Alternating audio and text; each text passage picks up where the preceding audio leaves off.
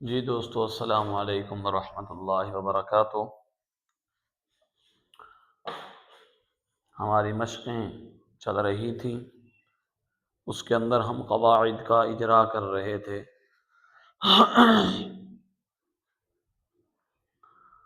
اب ہم سورۃ الفلق کا رات ہم نے ترجمہ پڑھا، اسی ترجمہ والی سورت کو ہم یہاں پر صحیح تجوید کے ساتھ پڑھنا لکھتے ہیں اور اس کو سمجھتے ہیں، پڑھتے ہیں آج۔ امید ہے کہ آپ تمام حضرات دیکھنے والے سننے والے خیر و عافیت کے ساتھ ہوں گے۔ اللہ تعالی آپ حضرات کو خوش رکھیں۔ یقیناً قرآن پاک کو سیکھنے سکھانے میں جو بندہ لگ جاتا ہے، اللہ تبارک و تعالی اس کی زندگی کو خوشگوار بنا دیتے ہیں، کیونکہ جو بندہ اللہ کے قرآن کو سیکھنے سکھانے میں لگتا ہے وہ اللہ کے کام میں لگ گیا، اور جو اللہ کے کام میں لگتا ہے اللہ تعالیٰ اس سے خوش ہوتے ہیں اور اس کی زندگی کو خوش و خرم بنا دیتے ہیں۔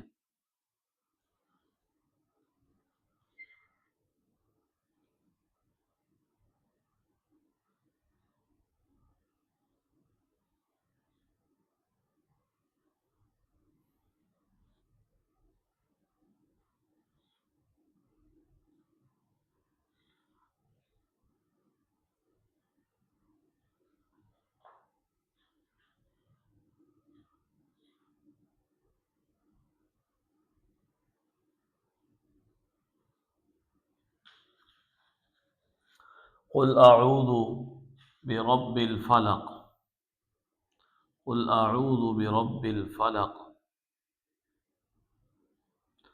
اس کی اگر اس آیت کا ہم ترجمہ دیکھنا چاہتے ہیں، سننا چاہتے ہیں، تو وہ بھی ہمارے پیج پر ویڈیو موجود ہے۔ اس کے اندر اس سورت کا ترجمہ، اس کے مختصر پس منظر، شان نزول وغیرہ موجود ہے۔ آپ حضرات اس کو بھی پڑھ سکتے ہیں، دیکھ سکتے ہیں، سمجھ سکتے ہیں۔ یہ سورت ہم نے لکھی، اس کی پہلی آیت سورۃ الفلق کی ابتدائی پہلی آیت جو ہے قل اعوذ برب الفلق، آپ دیکھیں کہ قاف موٹے حروف میں سے ہے، اس کو موٹا کر کے پڑھتے ہیں قاف۔ اس کے بعد لام آیا ہوا ہے، لام کے اوپر جو شکل ہے اس کو جزم کہتے ہیں، آپ حضرات کے علم میں ہوگا، اس کو جزم کہتے ہیں۔ اور جزم جس حرف پر ہو تو پچھلے حرف کی حرکت اس جزم والے حرف کے ساتھ ملا کر پڑھا جاتا ہے۔ اب اس کو ہم قل قل قل اعوذ، اس کو قل پڑھیں گے نرمی کے ساتھ۔ اس کا دوسرا نام سکون ہے، تو اس کے بعد آیا حمزہ۔ اگر اس کے اوپر سے ہم زبر کو ختم کرتے ہیں تو یہ حمزہ نہیں بلکہ یہ الف ہے۔ جب اس کے اوپر ہم زبر لگا دیتے ہیں تو یہ حمزہ بن جاتا ہے۔ تو یاد رکھیں کہ الف جو ہے وہ ہمیشہ خالی ہوتا ہے، اس کے اوپر نہ زبر ہوتی ہے، نہ زیر، نہ پیش، نہ تنوین میں سے دو زبر دو زیر دو پیش، نہ کھڑی حرکات میں سے کھڑا زبر کھڑی زیر الٹا پیش، بلکہ الف جو ہوتا ہے اس کے اوپر کوئی بھی حرکت نہیں ہوتی، جزم بھی نہیں ہوتی۔ جب بھی اس کے اوپر حرکت آئے گی اس کو پھر الف نہیں کہیں گے، اس کو حمزہ کہیں گے۔ اور اس حمزہ کو ہم جھٹکے کے ساتھ نہیں پڑھ سکتے، کھینچ کر بھی نہیں پڑھ سکتے، جیسا کہ عموماً پڑھتے ہیں لوگ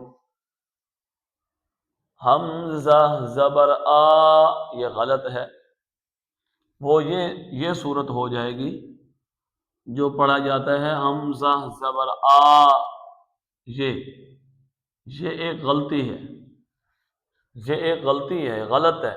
حمزہ زبر آ، جب ہم اس کو ایسے پڑھیں گے تو یہ غلطی ہے۔ لکھا ہوا ہے حمزہ زبر آ، ہم پڑھ رہے ہیں حمزہ زبر آ، تو ادھر زبر ہے، ہم کھڑا زبر پڑھ رہے ہیں، تو زیادتی کر رہے ہیں، اور یہ زیادتی صحیح نہیں ہے، یہ نماز کے اندر کراہت کو لاتی ہے۔ ہم جیسے لکھا ہوا ہے ایسے پڑھیں، نہ کھینچ کر پڑھیں نہ جھٹکا دے کر پڑھیں۔ جھٹکا کیسے ہوگا؟ حمزہ زبر آ، آ، تو یہ جھٹکا ہے، تو جھٹکا دے کر بھی نہیں پڑھنا، کھینچ کر بھی نہیں پڑھنا۔ ہم نے اسی طریقے سے اس پر زبر پڑھنا ہے، اور جب حرف کے اوپر زبر زیر پیش میں سے کچھ آ جائے حرکات میں سے، تو اس کو نہ کھینچتے ہیں نہ جھٹکا دیتے ہیں، بلکہ جلدی پڑھتے ہیں اور معروف پڑھتے ہیں، مجہول پڑھنے سے بچتے ہیں، جیسے پہلے حرکات کے اندر یہ سبق میں آ گیا۔ عین واو پیش رو، عین واو پیش رو، آپ حضرات بتائیں کہ یہ واو کون سا ہے؟ یہ واو ساکن سے پہلے کیا ہے؟ واو ساکن سے پہلے آپ کو نظر آ رہا ہوگا، واو ساکن سے پہلے پیش ہے۔ جب واو ساکن سے پہلے پیش آ جائے تو وہ واو مدہ ہوتی ہے۔ واو ساکن سے پہلے پیش ہے تو وہ مدہ، واو ساکن ہو اس سے پہلے زبر ہو تو وہ لین، یا ساکن ہو اس سے پہلے زیر تو یا مدہ، یا ساکن سے پہلے زبر ہو تو یا لین، الف سے پہلے زبر ہو تو الف مدہ۔ تو یہاں حروف مدہ میں سے یہاں واو آیا ہوا ہے، حروف مدہ میں سے یہاں واو آیا ہوا ہے، ہم نے لکھ دیا کہ واو مدہ، یہ واو مدہ ہے۔ واو ساکن سے پہلے پیش ہے واو مدہ، تو یہاں ہم اس کو ایک الف کی مقدار کھینچ کر پڑھیں گے، اعو اعو۔ اب ہم اگر اس کو مختصر کرنے کی کوشش کرتے ہیں کہ عین واو پیش رو، قل اعو قل اعوذ برب الفلق، تو یہ غلط ہو جائے گا، کیونکہ مقدار پوری کرنی ہے کہ واو کی مقدار، واو مدہ کی مقدار ہے ایک الف۔ جب ہم مقدار پوری نہیں کریں گے تو ہم تلاوت کی خوبصورتی میں کمی کر رہے ہیں، اور یہ کراہت کا باعث بنتی ہے نماز میں۔ اب یہ رال ہے، اس کے اندر کیا غلطی ہے؟ رال کو زا کے ساتھ ملا کر پڑھ دیتے ہیں بسا اوقات، کہ ہے رال لیکن سختی کر دیتے ہیں، اعوذ قل اعوذ برب جیسے ہی پڑھ رہے ہیں، قل صحیح پڑھا، اعوذ صحیح پڑھا، لیکن یہاں پر آگے غلطی کر دی۔ کیا غلطی؟ کہ رال کو زا پڑھ دیا، قل اعوذ، یہ غلطی ہے، اور اس غلطی پر نماز خراب ہوتی ہے، اور نماز جب خراب ہے تو اللہ سے تعلق خراب، جب اللہ سے تعلق خراب تو پھر دنیا میں دھکے ہی دھکے ہیں۔ تو یہ جو زال ہے، رال ہے، اس کو بڑی نرمی کے ساتھ پڑھنا ہے، اس کو بڑی نرمی کے ساتھ پڑھنا ہے، قل اعوذ قل اعوذ، اس کو زا کے ساتھ نہیں ملانا۔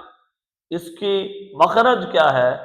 اس کا مخرج کیا ہے کہ زبان کی جو یہ نوک ہے، یہ دانتوں کے ساتھ ایسے آ کے ٹچ کرے اور پیچھے چلی جائے، زو زو زو، زبان کی نوک، اور زا تو بڑی سختی کے ساتھ اس کو ادا کرنا ہے۔ اس کے بعد ہے برب الفلق، برب الفلق، برب الفلق، یہ با کے نیچے زیر ہے، را با زبر رب، با لام زیر بل، یاد رکھیں جو جس حرف کے اوپر یہ آ جائے تین دندانوں والی شکل، ایسے سمجھ لیں ڈبلیو کی صورت آ جائے، یہ ڈبلیو کی صورت ہے، اسی طریقے سے اس کے ساتھ ملتی ہوئی یہ صورت ہوتی ہے، اس کو کہتے ہیں تشدید، اس شکل کو تشدید کہتے ہیں۔ جس حرف پر تشدید آ جائے تو تشدید مشدد حرف، یہ جیسے با مشدد حرف ہے، مشدد حرف کو دو بار پڑھا جاتا ہے، ایک مرتبہ پچھلی حرکت کے ساتھ، ایک مرتبہ اس کی اپنی حرکت کے ساتھ، جیسے ہم نے با کو را کے ساتھ بھی پڑھا ہے، اور با کی اپنی جو حرکت ہے زیر اس کے ساتھ بھی پڑا ہے اور لام کے ساتھ ملا دیا. برب الفلق، برب الفلق. اب قاف پر کیا ہو رہا ہے؟ قاف کے اوپر قلقلہ ہو رہا ہے. قاف کے اوپر قلقلہ ہو رہا ہے. قلقلے کی باقی جو بحث ہے وہ تو انشاءاللہ آگے قلقلے کے جو قواعد آئیں گے ان میں ہم پڑھیں گے. لیکن یہاں یہ بات سمجھ لیں کہ جو قلقلہ ہے نا، قلقلے کے کل 5 حروف ہیں. ان میں سے ایک قاف ہے، ایک طا ہے، ایک با ہے، ایک جیم ہے، دال ہے. تو یہ 5 ہیں. ان کا مجموعہ ہے قطب جدن. قطب جدن یہ مجموعہ ہے حروف قلقلہ کا. تو ان کی موٹی سی بات یہ ہے کہ جب ان حروف، ان 5 حروف میں سے کوئی حرف کلام کے درمیان میں ہو یا کلام کے آخر میں ہو، لفظ کے درمیان، ایک آیت کے درمیان میں، ایک لفظ کے درمیان میں ہو یا آخر میں ہو اور ساکن ہو، یہ 2 شرطیں، درمیان میں یا آخر میں اور ساکن، تو اس صورت میں ہم اس کو ہلا کر پڑھیں گے. ایسے ہلائیں گے جیسے ہم گیند کو پھینکیں تو گیند دیوار کے ساتھ لگ کے واپس ہماری طرف موو کرتی ہے. اس طرح گیند ہمارے طرف واپس آتی ہے. اسی طرح ہم لفظ کو اچھال کر پڑھیں گے. اس کو کہتے ہیں قلقلہ. جیسے برب الفلق، فلق ایک ہے، فلق ایک ہے، فلق. فلق قلقلہ نہیں ہو رہا، فلق قلقلہ ہو رہا ہے. اچھا، کلام کے شروع میں اس لیے حروف قلقلہ پر قلقلہ نہیں کرتے کہ کلام کے شروع میں ہو تو قلقلہ کریں، کیونکہ کلام کا جو پہلا لفظ حرف کا ہوتا ہے وہ کبھی ساکن نہیں ہوتا، وہ متحرک ہوتا ہے. اللہ تعالی ہمیں سیکھنے کی، سکھانے کی توفیق نصیب فرمائیں، سمجھنے کی توفیق نصیب فرمائیں.